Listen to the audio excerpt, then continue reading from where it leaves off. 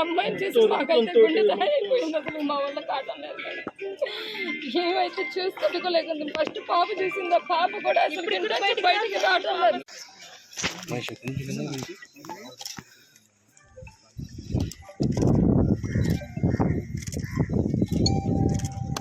నువ్వు అట్టనే ఉంది చెప్పేది. మిమ్మల్ని అసలు రానికుంటే సరిపోయింది.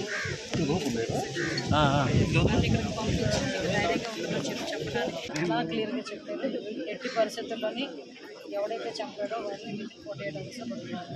అందుకే ఇన్స్ట్రక్షన్స్ వచ్చినాయి, కన్ఫరెన్స్ ఇన్స్ట్రక్షన్స్ వచ్చినాయి. అందుకే నేను కూడా మీకు అన్ని విధాలా గవర్నమెంట్ అనుకుంటున్నాను. అంటే మేమేదో అమ్మాయి చనిపోయింది కదా, ఏదో మేమైతే అమ్మాయి ప్రాణాలు తీసుకొచ్చేవాళ్ళం, అమ్మాయి ప్రాణాలు తీసుకొచ్చేవాళ్ళం.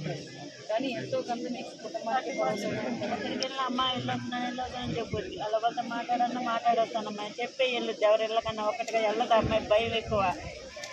మేము పంపించడం అసలు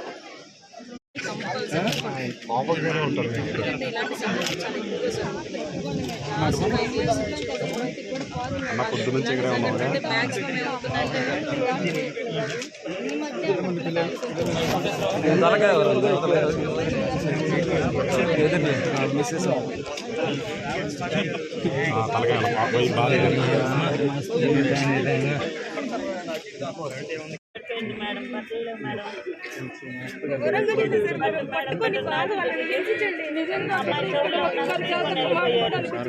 అదంతా బాగా తీసుకుంటాం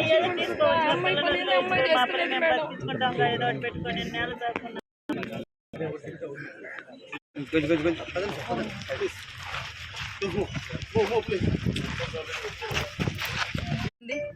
అమ్మాయి బహిర్భూమికని అక్కడికి వెళ్ళిన తర్వాత అక్కడ మార్నింగ్ 5:45కి వెళ్ళిన అమ్మాయి ఇంకా రాలేదని చెప్పి తల్లిదండ్రులు వెతుకులాటలో ఆ అమ్మాయి నిర్జీవంగా పడి ఉండటం, అది కూడా ఎలాంటి అచేతన స్థితిలో వాళ్ళు చూసారంటే ఏ తల్లిదండ్రులు కూడా చూడకూడని పరిస్థితుల్లో ఆ అమ్మాయిని అక్కడ ఐడెంటిఫై చేయడం జరిగింది. ఒంటి మీద నూలు పోగు కూడా లేకుండా అమ్మాయిని రేప్ చేసి చంపబడింది అన్నది ప్రాథమికంగా పోలీసులు కూడా ఇచ్చిన ఇన్ఫర్మేషన్. అమ్మాయి చంపబడిన తీరు కూడా చూస్తూ ఉంటే చాలా బ్రూటల్గా హత్య చేసిన సందర్భాన్ని కూడా మనందరం కూడా చూసాం. నిజంగా ఇలాంటి సంఘటనలు జరుగుతూ ఉంటే సభ్య సమాజంలో మనం ఉంటున్నామా లేకపోతే ఎక్కడైనా అటవీ ప్రాంతంలో ఉంటున్నామా అన్న విషయం అయితే మనకు ఒక్కొక్కసారి భయం అనిపిస్తుంది. అటవీ ప్రాంతాల్లో ఉన్న వాళ్ళైనా కనీసం నాగరికత తెలుసుకొని వాళ్ళు ప్రవర్తిస్తున్నారు తప్పించి ఇక్కడున్న చాలా మంది నాగరికత తెలిసిన వాళ్ళు కూడా గంజాయి మత్తులో డ్రగ్స్ మత్తులో విచ్చలవిడిగా ప్రాణాలు కోల్పోతున్న ప్రాణాలు తీసిన విధానం కూడా ఇంత బ్రూటల్గా తయారైందంటే దీన్ని ఎక్కడ మనం అరికట్టాలి అన్న సంగతి ఆలోచించుకుంటే నిజంగా ఒక్కొక్కసారి భయం వేస్తుంది కూడా. ఎందుకంటే నేను ఏం చెప్తున్నానంటే లాస్ట్ 5 years గవర్నమెంట్లోని కూడా విచ్చలవిడితనం గంజాయి విచ్చలవిడితనం విపరీతంగా పెరిగిపోయింది. చాలామంది అమ్మాయిలు ఇదే రకంగా హత్యలు చేశారు, మానభంగాలు చేశారు, అత్యాచారాలు చేశారు, అన్నీ జరిగినాయి.